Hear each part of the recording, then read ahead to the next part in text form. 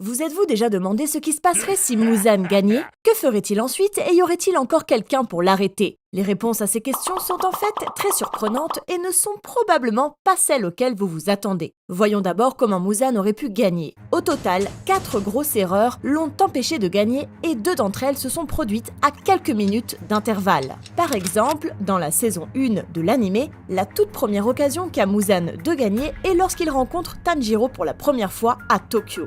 À l'époque, Tanjiro n'était qu'un tueur de démons amateur avec une expérience et des compétences minimales. Il était très faible et n'aurait même pas été capable d'égratigner le roi démon avec les pouvoirs dont il disposait. En fait, il a même eu du mal à vaincre un démon des marais dans l'épisode précédent. Par conséquent, Muzan aurait pu facilement mettre fin à la vie de Tanjiro à ce moment-là avec une simple attaque et l'anime se serait terminé à l'épisode 7.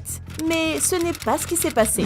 Dès que Muzan a repéré les 2 boucles d'oreilles Hanafuda de Tanjiro, il a cru voir un fantôme de Yoriichi et n'a pas voulu prendre le risque de l'attaquer immédiatement et on ne peut pas vraiment le blâmer. Il ne s'est pas vraiment amusé la dernière fois qu'il a affronté l'utilisateur du souffle du soleil, il est donc compréhensible qu'il ne l'ait pas fait, n'est-ce pas? Eh bien non, vous oubliez un détail très important. Muzan n'est pas un roi démon pour rien et il est capable de sentir la force et la puissance d'une personne. Muzan aurait donc dû être capable de déterminer que Tanjiro n'était pas une menace à ce moment-là et de s'en débarrasser immédiatement. Alors, pourquoi n'a-t-il rien fait? C'est à lui qu'il faudra poser la question. Mais nous dirons simplement qu'il était très choqué par les boucles d'oreilles et qu'il n'arrivait pas à réfléchir. Quoi qu'il en soit, il ne s'agissait que de sa première erreur sur 4. Alors laissons-lui un peu de répit pour l'instant. Mais qu'en est-il de la décision qu'il a prise quelques instants plus tard? Quelques minutes après sa rencontre avec Tanjiro, Muzan ordonne à 2 démons de le poursuivre et de l'éliminer. On pourrait penser qu'il s'agit d'une décision brillante de sa part,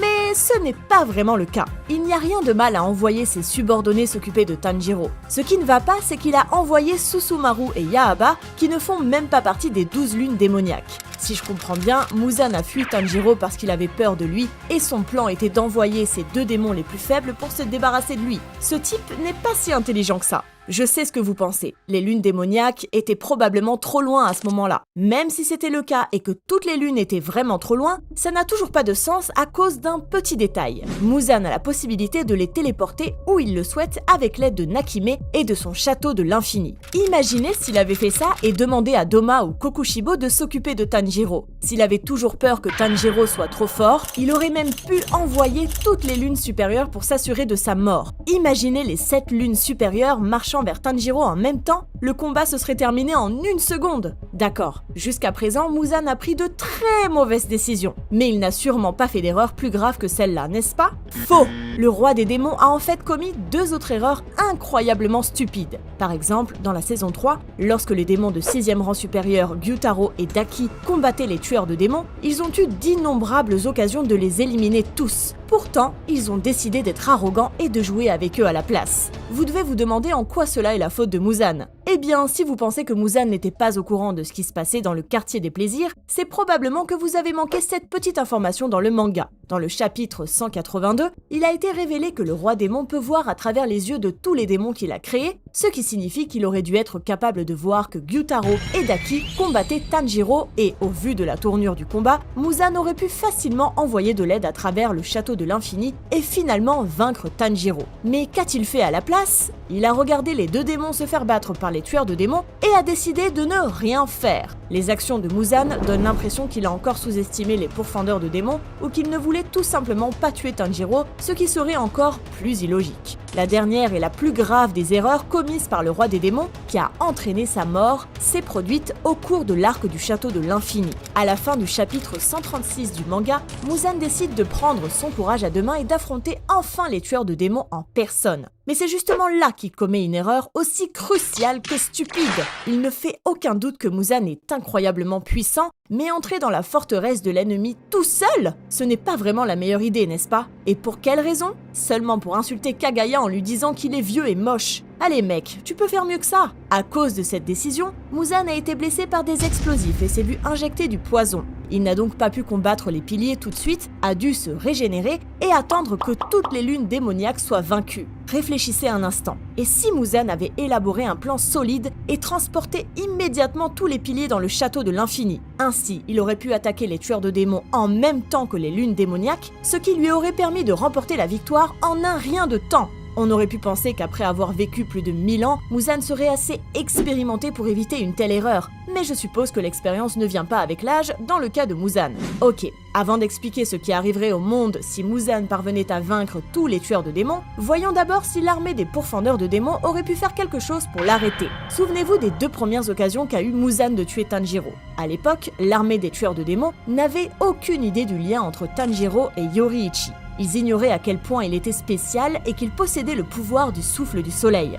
Il est donc normal que nous ne reprochions pas à l'organisation de ne pas l'avoir protégé à l'époque. Cependant, lorsqu'ils ont enfin découvert ses capacités et leur importance, pourquoi ont-ils pensé que c'était une bonne idée de l'envoyer avec Tengen pour combattre les démons de rang supérieur? Je veux dire, réfléchissez! N'y a-t-il pas 6 autres piliers qui auraient pu mieux gérer la situation que Tanjiro et ses amis? Il est vrai que Tanjiro est devenu plus fort grâce à tous ces combats, mais c'était tout de même très risqué, il aurait pu mourir très facilement. Donc, ma question est la suivante. Pourquoi ne l'ont-ils pas mis en sécurité et ne l'ont-ils pas envoyé s'entraîner avec d'autres piliers? Il serait devenu beaucoup plus fort de cette façon et aurait été parfaitement préparé pour ses combats contre les lunes supérieures et Muzan. Il s'avère que l'armée des tueurs de démons n'est pas très brillante non plus. Enfin, parlons du sujet le plus important, la victoire de Muzan sur les tueurs de démons. Que se serait-il passé si le roi des démons avait remporté la bataille finale et vaincu tous les piliers ainsi que les tueurs de démons? À ce stade, tous ceux qui étaient assez forts pour s'opposer à lui seraient morts. Même si certains des anciens membres qui n'ont pas participé au combat comme Tengen seraient encore en vie,